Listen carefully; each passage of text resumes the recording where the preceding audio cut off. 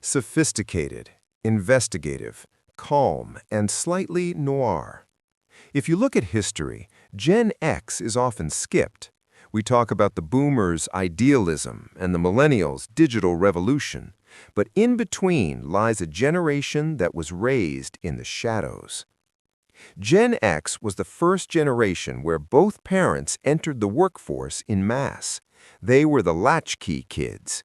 They came home to empty houses, fixed their own snacks, and governed their own neighborhoods until the sun went down. Psychological pillar, hyper-independence. When you were forced to be your own parent at age 9, you develop a scary level of discipline. Gen X doesn't wait for permission. They don't look for a mentor. Their internal monologue is, if it's going to get done, I have to do it myself. Why is Gen X so cynical?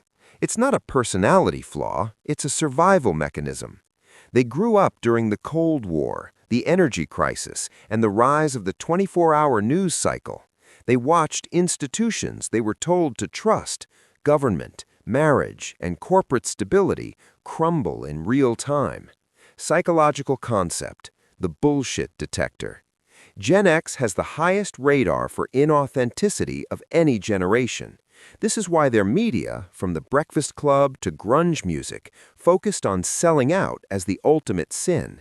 They didn't want to change the world, they just wanted to avoid being lied to by it. Right now, Gen X is in a psychological pressure cooker. They're the sandwich generation. On one side, they're caring for aging boomer parents. On the other, they're supporting millennial or Gen Z children who are struggling with a modern economy.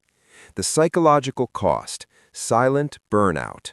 Gen X was taught to suck it up. They don't post about their mental health on TikTok. They just keep working. They're the backbone of the current workforce and the primary caregivers at home, but they feel completely invisible. This leads to a specific type of middle-age crisis, the exhaustion of being the only adult in the room. Gen X is the true digital bridge. Unlike Xennials, who were born into the transition, Gen X built the transition.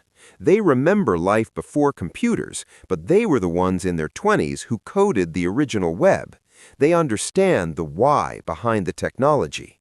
The conflict. They value the privacy of the analog world, but they're forced to live in the transparency of the digital one.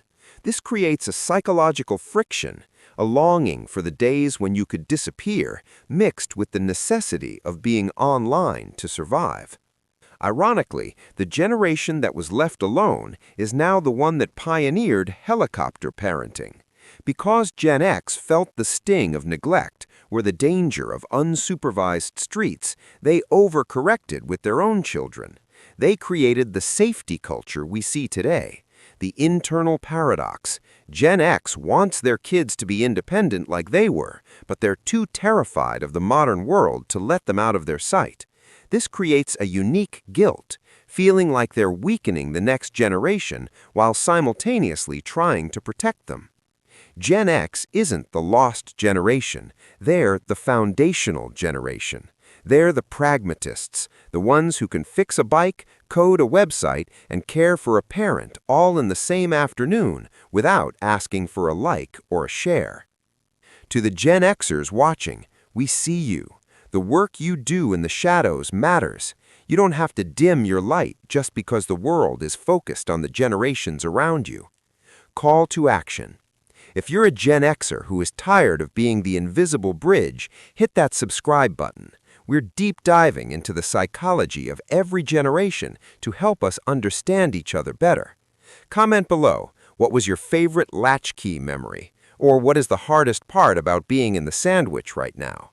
Keep your head up. You've survived everything the world has thrown at you so far. I'll see you in the next one.